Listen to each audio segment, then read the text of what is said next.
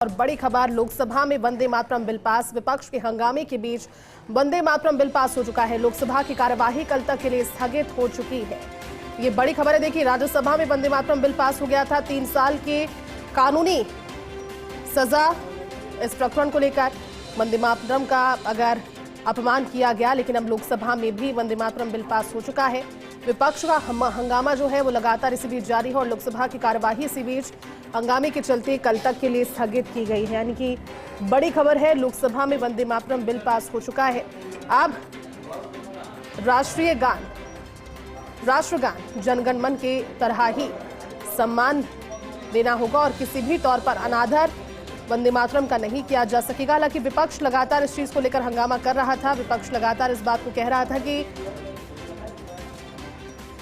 राष्ट्रगान जनगण मन है, लेकिन इसमें वंदे मातरम की तरह इसे कानून की शक्ल देना और साथ ही साथ सजा के दायरे में बांधना ठीक नहीं है। लेकिन इसी बीच राज्यसभा में कल वंदे मातरम बिल पास होता है और उसके बाद अब आज लोकसभा में भी जो वंदे मातरम बिल है वो हंगामे के बीच, विपक्ष के हंगामे के बीच पास हो चुका है और इस हंगामे को देखते हुए लोकसभा की कार्यवाही कल तक के लिए स्थगित की गई है।